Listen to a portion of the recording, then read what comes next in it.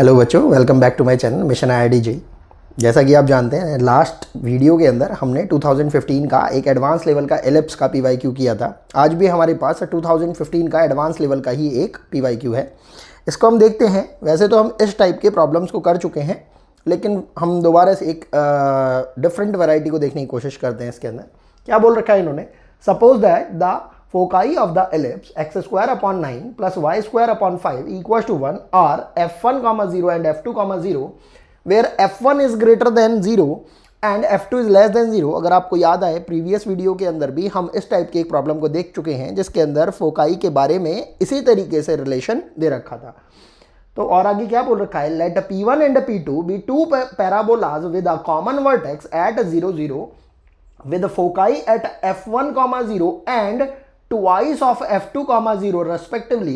Let t1 be a tangent to p1 which passes through twice of f2 comma 0 and t2 be a tangent to the p2 which passes through the f1 comma 0. If m1 is the slope of a t1 and m2 is the slope of a t2, then find the value of 1 upon m1 square plus m2 square।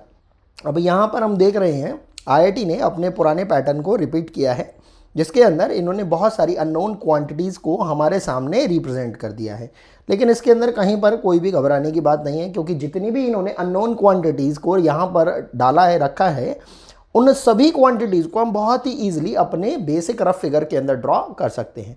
तो हम सबसे पहले क्या करते हैं, एक basic rough figure को draw करने से पहले सबसे पहले एक्स वाई एक्सेस को ड्रॉ कर लेते हैं। और यहाँ पर सबसे पहले जो हमें इंफॉर्मेशन दे रखी है एलिप्स के बारे में, एक बेसिक ऐसा एलिप्स बना लेते हैं जिस एलिप्स के अंदर हमारा जो a है उसकी वैल्यू b से ग्रेटर है। मतलब इसका जो एक्सेस रहेगा, मेजर एक्सेस, वो x एक्सेस पर आएगा। तो यहाँ पर ये हमारे पास ओरिजिन पॉइंट हो गया 0 0 करके। इसके आगे देख लेते हैं। अब इसके पास जो दो फोकस हैं f1, 0 एंड f2, 0, वो इस तरीके से है कि f1, 0 जो है वो ग्रेटर देन 0 है। मतलब f1 जो है वो ग्रेटर देन 0 है, तो ऑब्वियसली f1 जो है वो यहाँ कहीं पर आ जाएगी और f2 जो है वो यहाँ कहीं पर आ जाएगी।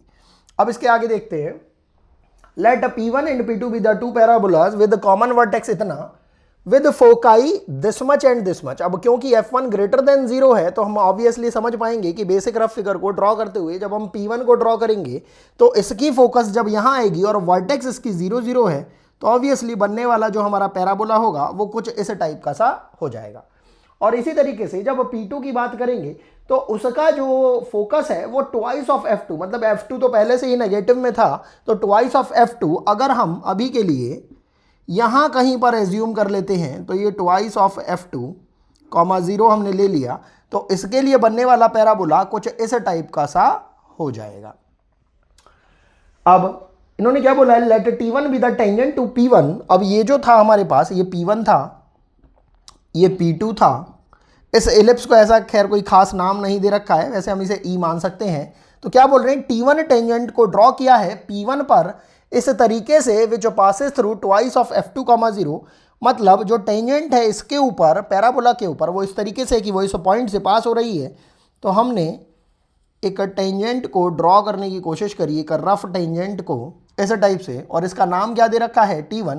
इसी तरीके से एक दूसरी टेंजेंट भी है जो कि इस p2 के ऊपर टेंजेंट है और वो इस फोकस f1, 0 से पास होती है। तो हमने क्या करा, एक लाइन को इस टाइप से ड्रॉ किया जो कि टेंजेंट की तरह वर्क करे, किसके ऊपर, p2 के ऊपर। ये यहाँ पर अभी हमारी ये जो बेसिक रफ फिगर है यहाँ पर कंप्लीट हो जाती है। अब इसके बाद क्या बोल रहे हैं कि इस t1, ये जो टेंजेंट है, इसका स्लोप कितना बोल रखा है, m1, एंड ये जो t2 हमारे पास टेंजेंट आई है, इसका स्लोप कितना बोल रखा है, m2। और हमें इस m1 m2 के एक रिलेशन की वैल्यू को ही कैलकुलेट करना है। बहुत ही ज़्यादा इजी इन्होंने ये प्रॉब्लम दी है। आप ध्यान से देखें कि अगर आपको याद आए, किसी भी पर्टिकुलर पैराबोला के लिए अगर हमें टेंजेंट की इक्वेशन को लिखना होता है किसी गिवन पॉइंट से, तो उसकी इक्वेशन तो हम लिखते हैं y1 इक्वल्स टू, अगर हमारे पास स्टैंडर्ड फॉर्म है y square equals to 4ax, तो वो जाती है y1 equals to twice time of x plus x1। और a अगर हमें दे रखा है तो हम a की वैल्यू को भी पुट करके रखते हैं, और अगर नहीं दे रखा है तो a को एज इट इज इसमें रख दिया जाता है। लेकिन क्योंकि हमें यहाँ पर ये कॉन्टेक्ट पॉइंट का नहीं बता रखा है, तो हम काफ़ी सारी ऐसी वीडियोज़ में देख चुके हैं कि हम ऐसी पर्टिकुलर सिचुएशन में स्लोप फॉर्म को ही लेते हैं। तो अगर हम पैराबोला की बात करते हैं P1 की, तो हमने क्या करा, यहाँ पर P1 पैराबोला के लिए बोल दिया।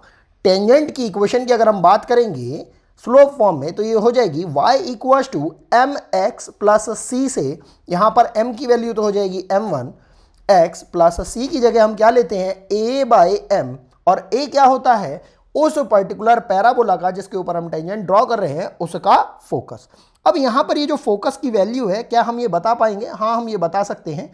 इसकी वैल्यू हो जाएगी हमारे पास AE,0, जो कि हम यहाँ पर कैलकुलेट कर सकते हैं। हम देख रहे हैं A की वैल्यू आ रही है हमारे पास 3 एंड B की वैल्यू आ रही है हमारे पास √5।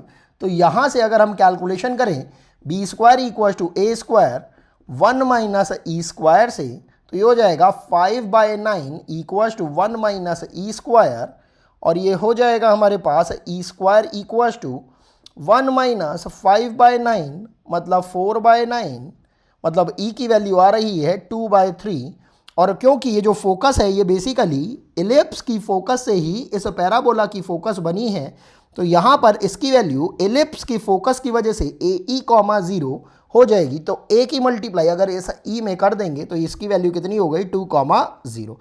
इसी तरीके से इस F2,0 की वैल्यू कितनी हो जाएगी हमारे पास -2,0, और ये जो फोकस हमारे पास दूसरे पैराबोला P2 के लिए बोल रखा है इसकी वैल्यू हो जाएगी -4,0। हम देख पाते हैं कि एक छोटी सी कैलकुलेशन की मदद से हम बहुत सारी चीज़ों को कैलकुलेट कर पाते हैं। अब हमारे पास ये F1 की वैल्यू आ गई है, फोकस हमारे पास आ गया है इस पैराबोला के लिए।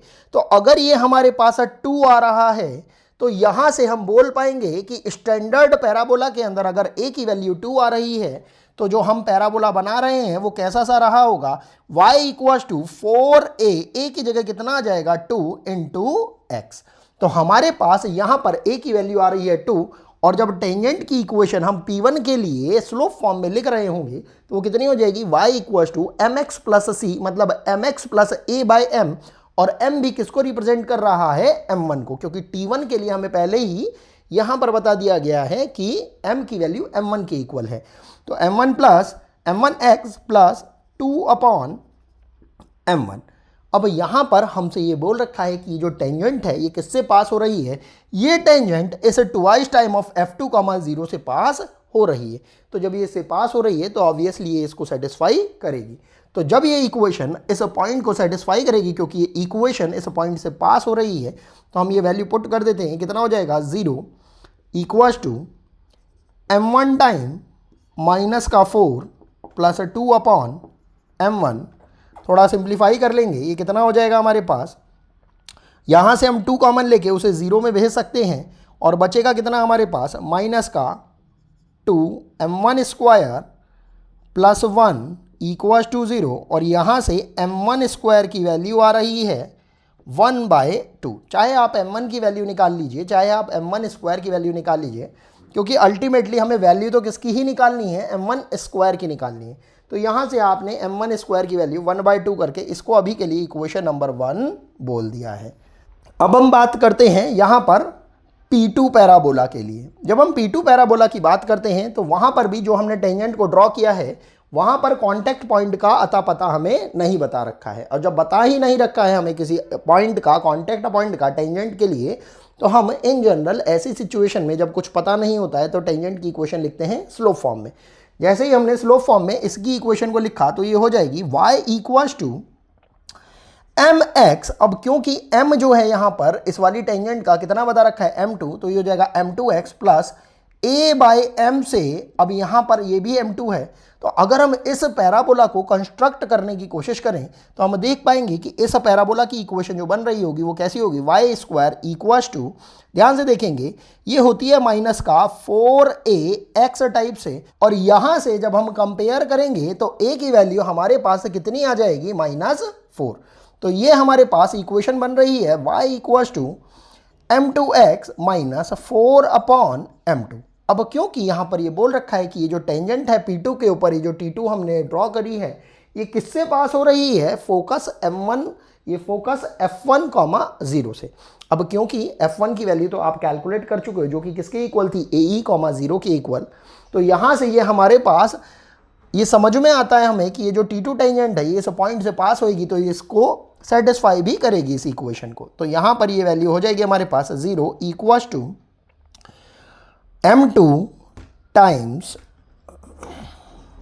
2 माइनस 4 अपॉन M2। इसको अगर हम थोड़ा सिंप्लीफाई कर देंगे तो ये कितना हो जाएगा, और यहाँ से देखिए 2 को कॉमन लेके हम इसे यहाँ 0 के पास भेज सकते हैं। ये हो जाएगा हमारे पास M2 square minus 2 equals to 0, और यहाँ से M2 स्क्वायर की वैल्यू कितनी आ रही है, 2।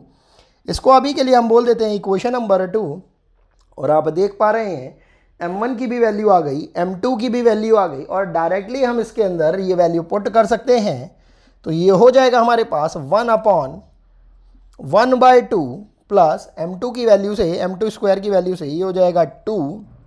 थोड़ा सिंप्लीफाई करेंगे हो जाएगा 2 + 2, तो फाइनल वैल्यू हमारे पास कितनी आ रही है, 4। और यही हमारा रिक्वायर्ड आंसर हो जाएगा।